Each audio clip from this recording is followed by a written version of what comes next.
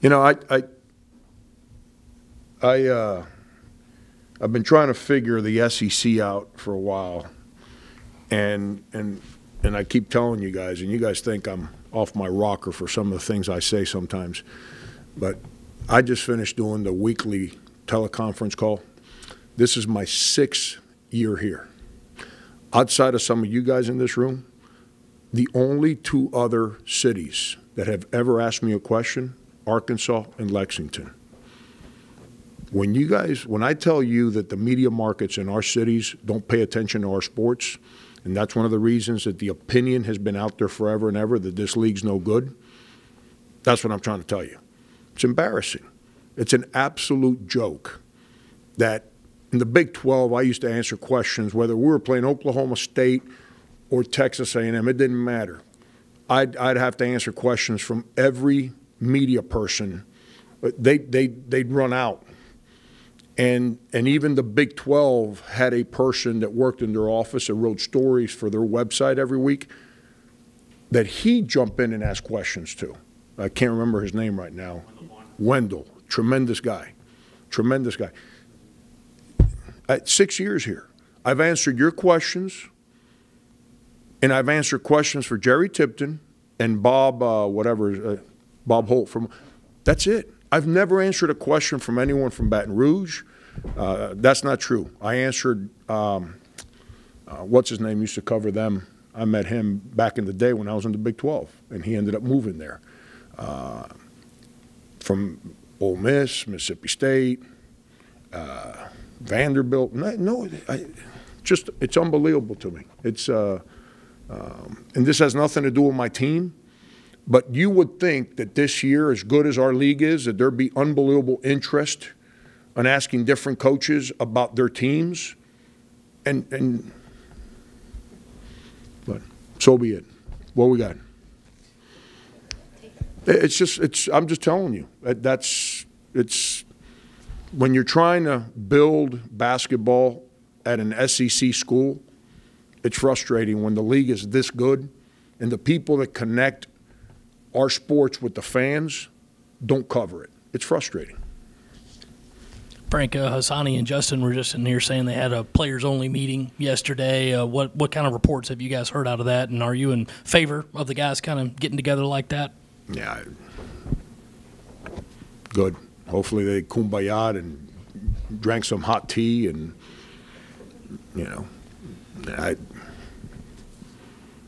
if it helps them, good for them. I got no idea. They can have 97 player meetings. You talk all you want. You don't play better. Those meetings are irrelevant. I'm an actions person. I'm not a yakking person. I like action, and it's. I'm trying to keep our guys connected with the present. I told them yesterday, if as a human being you worry about the past, then you're going to be stuck in mud. And if you're worried about the future, it's unknown. So then you're going to be confused all the time. Worry about the present. That's the only thing that matters. And the present is real simple. In our league, there's 2 teams that have separated themselves in a positive way, and that's Auburn and Tennessee. And there's one team that's, I'm not going to say that they separated in a negative way, their record separates them from everyone else, and that's Vanderbilt. Everyone else is in the same boat. And, what teams are going to have the desire, the discipline, the enthusiasm to finish off the last 9 games, which is the present, what's in front of us right now, the 9 games we have left. It's not the past, it's not the future, it's the present. Who's going to have – we're right in the middle of that group. There's going to be, 5, 6 teams from that group of teams. They're going to eventually play in March. Well, who are going to be those 5 or 6 teams? The ones that don't get tired, don't start acting like the season's long, don't get wrapped up on what your record is, don't get wrapped up on the pressures that you have to win because if not, you're not playing in March. All that's garbage. That's unknown, and that's irrelevant. And the past is irrelevant, the future's unknown. So don't dwell on either one. Stay in the moment. And that's what we're trying to do. So if their kumbaya moment helps them, more power to them. Coach, I think part of that team meeting when we talked to them was about trying to get back on the same page. From your perspective, why do you think it's been difficult at times for this team to find consistency on connecting together throughout the season and course of games? No leadership. I've told you from day one. No leadership. Why hasn't that changed? You got to ask them. They better connect with me. I've told you that 5 years ago. Players better be connected to me. And there's some that trying to figure all that out because we got a lot of first-year faces. And anytime you got so many first-year faces, you got guys that are trying to figure it out. So it's hard for them to lead. The returning players haven't done that as well as they need to. It's just, it is what it is. And whether it's a personality trait, whether it's insecurity trait, whether it's stubbornness trait, whatever it may be, they can be on their same page all they want. They better make sure they're on my page. If they're not on my page, they got issues. And some of them are trying to figure that out right now. Frank, what's been, in your mind, the biggest issue defensively these last two games? Talk about the on-ball stuff against Mississippi State. Obviously, a little bit of that trickled over into Saturday. What do you think, if you put your finger on a couple of things specifically that you need to improve on defensively from these last two games? Yeah, and one point before I answer your question, I didn't want to interrupt your question. And I'm not trying to sound arrogant.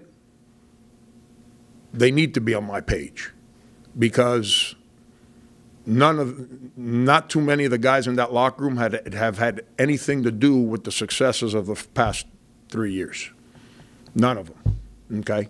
And the ones that did had this much to do with the successes of the last 3 years. So they need to be on my page. And I'm not saying they're not, but some of them are trying to figure all that out. So I'm not trying to be arrogant. I know this, and Darius Thornton was on my page, Justin Maki was on my page, PJ was on my page, Dwayne was on my page, Chris was on my page, go on and on. That's why we had success leading into last year. We got a lot of young faces, so I'm not trying to be arrogant, but right now the leadership's coming from me. And anytime the leadership comes from me, it's never healthy.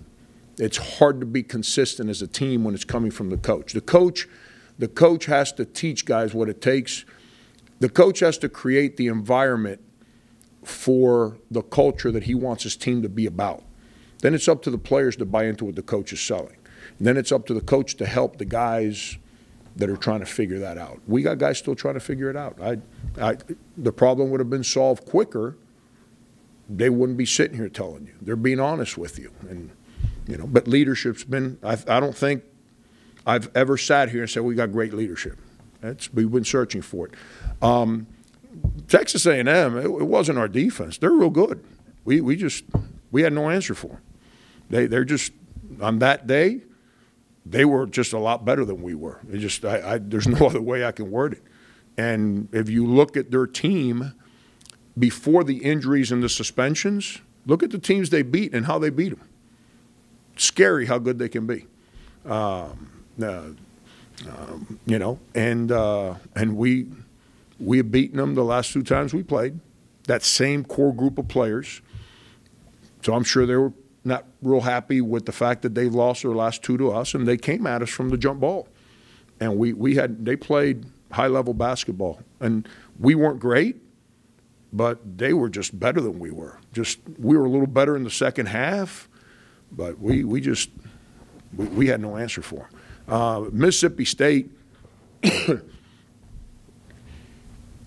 they come at you from 3 and 4 places off the dribble, and we didn't have a good game guarding the ball. We just didn't. We missed Justin Minaya in that game. I don't know how else to phrase it and word it. We just not having him in that game because of the matchup.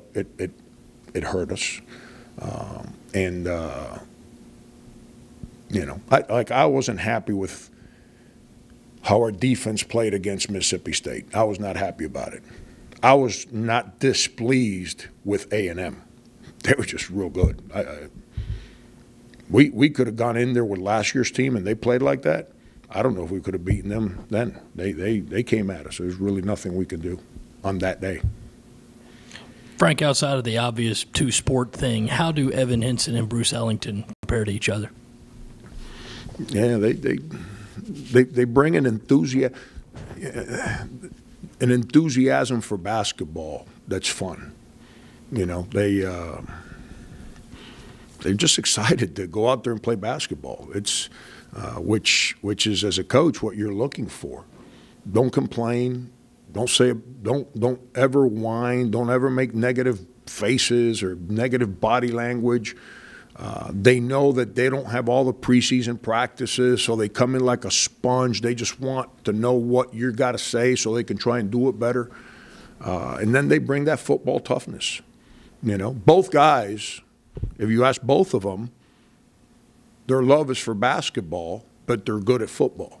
I know my conversations with both of the guys have been, but they both.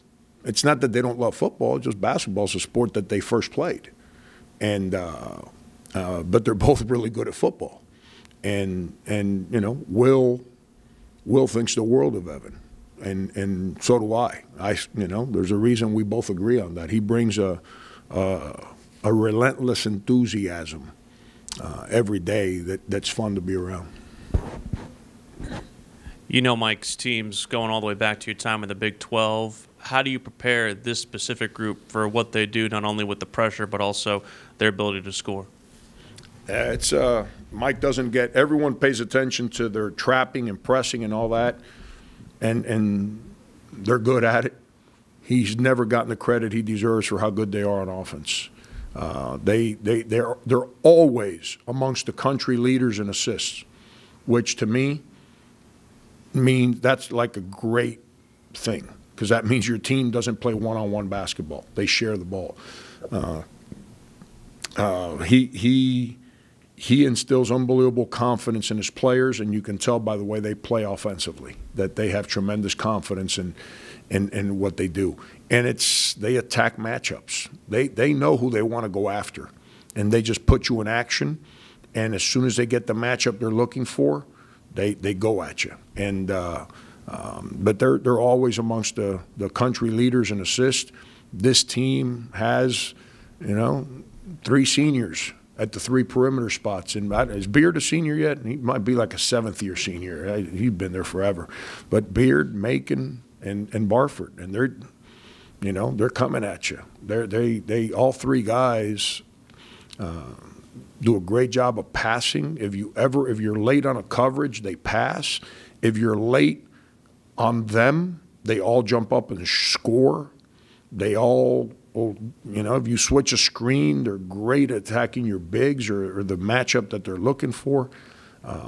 They're good. Mike's teams are so balanced offensively, always have been, always will be. They're always hard to deal with, and then obviously defensively, if you turn it over against them, not only are they scoring, but they're setting up their press, which now makes it a handful to deal with. And if you take a bad shot against them, it's just like a turnover. They come at you, and as soon as they score, and especially at home, now that press sets up and that crowd gets into it, and it just revs everything up. And you know, I really think that then it gets so loud in there, then the officials call fouls, but no one hears the whistle, so everyone just keeps playing, and then the officials say, "Okay, let's not blow it again." Coach, I know you're talking about the lack of leadership all year, but just talk about in particular Justin Maki, the fact that he played last year. Now he's trying to help this team kind of figure things out. What is it like seeing him go for a guy that played for you to now that's really, on the front lines of trying to help this team figure things out this year? He's been great. He's been great, and I'm able to try and get some of these young guys that are trying to figure stuff out to learn from a guy like Justin, and he's so willing to help them. Like he tells them, like, hey, man, when I got here, I kind of resisted Frank at first, and I thought that A, B, and C, and eventually I figured out that doesn't work. And I had to do a better job of listening and just accepting what I was being asked to do. And as soon as I did that, things took off for me. And then I kind of tell those guys, I said, ask Justin. Things weren't as smooth as he thought they were going to be when he got here. And as soon as he started accepting direction and instruction and coexisting, because he was always a good dude, he just kind of had opinions on how things should be. And as soon as he just started accepting, like, getting on the same page with me, which then allowed him to become more influential in the locker room, then his ability to help just grew exponentially. And having him around to share that with those players, we got good guys in the locker room. It's not like I don't like the guys. We got good guys in the locker room. It's just so many new faces that leadership is coming from me, and it's coming from Justin and Brian Steele and guys like that that they're doing everything they can to help these kids embrace the moment. So, if losing to the best team in the Big 12, which I think everyone's starting to realize that Texas Tech is the best team in the Big 12, and losing a hard game on a day that we didn't play real well defensively against Mississippi State, and then playing A&M, who I'm not going to say they're the best team we've played, but on that day they played better than any team we've played, created a reason for some team meeting. Maybe it's trying to get guys to take more ownership, which is what as coaches you're always trying to find, guys that take ownership. So we'll see. It's never too late. That's that's why you play 30 whatever games. It's you don't play 23, you don't play 18, you don't play 1. You play the whole season, and you're always searching to grow every single day. Matt, and then Greg. Coach, when you get into these tight games that come down to the final minute or two, how do you coach your players in those moments? And are those moments something that young players have to just learn to get through experience? A little bit of both. Think about Sindarius and Dwayne and them. I don't dwell on the past, but I learned from the past. And when those guys were all young, our record wasn't great, and the opinion was that we weren't a good team. Public opinion. Internally, I was trying to figure all that stuff you just asked me out. And we had guys who were trying to find out, what should I do in that moment? Well, hit fast forward. When those guys became older, Sindarius is as good a closer as I've ever been around. All you got to do is go look at games last year. We're coming down the stretch, and he could be playing great. He might be playing okay. That dude is going to close the game. And because he lived it and he embraced that moment.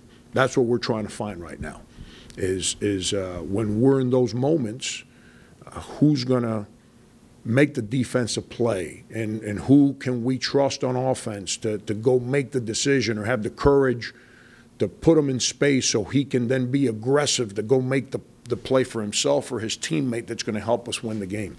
We're still, people think that this is something that you figure out overnight.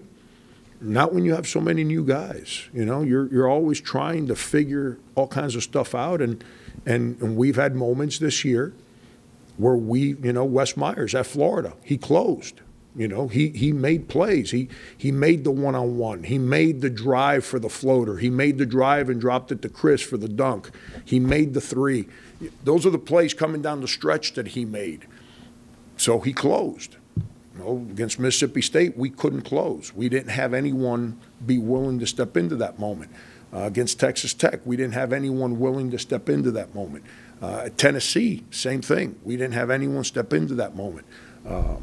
Kentucky, Mike Kotsar makes a big-time layup and then makes 4 for 4 from the foul line with the game in the balance to close the game. We're still trying to figure out how to get more consistency there. Great. Coach, you mentioned how tough this league's been, and obviously it's been a stellar year. Is there a change that you've noticed in your years prior to the second half of the season, how it plays out? And do you envision there being separation in the conference? And how do you prepare the team now for the second half compared to the first? It goes back to what I tried to tell our players. They're so young that their minds wander a lot. All that's unknown. And if I try to sit around and attack the season like I do when I'm a fan of a team, we'd never win a game. Worry about what we can control, which is, Worried about today, worried about going to Arkansas, worried about playing as best we can tomorrow. And when that game's over, there's 8 more to play. And you know, there's not 31 games anymore. There's 9. And after tomorrow, there'll be 8. Staying in the moment, not getting wrapped up on what your record is or what the possibilities are. Be worried about this. And we just got to stay there. We can't. I'm telling you now, if we worry about what's already happened, that is irrelevant. That has no bearing on today. And if we worry about the unknown, that's confusion, because there's no certainty to anything in anything we do. So don't be stuck in mud worrying about what's already happened, and don't be confused. Just be clear about today, and that's all I want these guys to do. That's all that matters. Public opinion doesn't matter. Our record doesn't matter. If we were in a bad place, then March wouldn't be reality. March couldn't be a goal at this time of the year. We're right now right in the middle of the whole thing. Are we going to be, because of our kumbaya, is that going to help us be a little bit better? Are we going to be able to find a guy that's more consistent in closing so we can win some of these close games, which we have before the past 10, 12 days?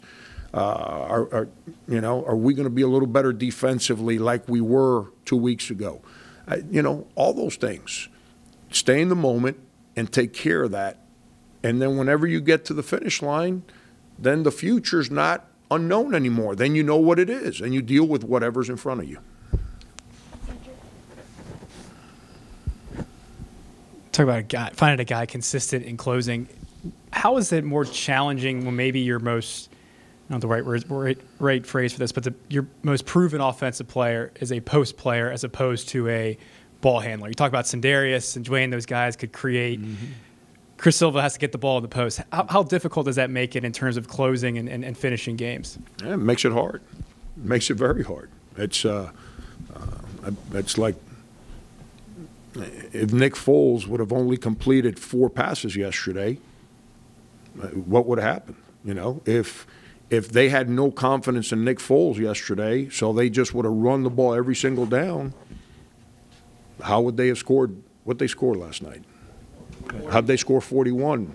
You understand? You're not beating Tom Brady kicking field goals. You're not beating Tom Brady in a 10-7 game. It's just not going to happen. It's, you need your quarterbacks they've got to be good. And going back to, once again, the guys that have played here, I'm not even going to talk about Kansas State teams, the guys that have played here.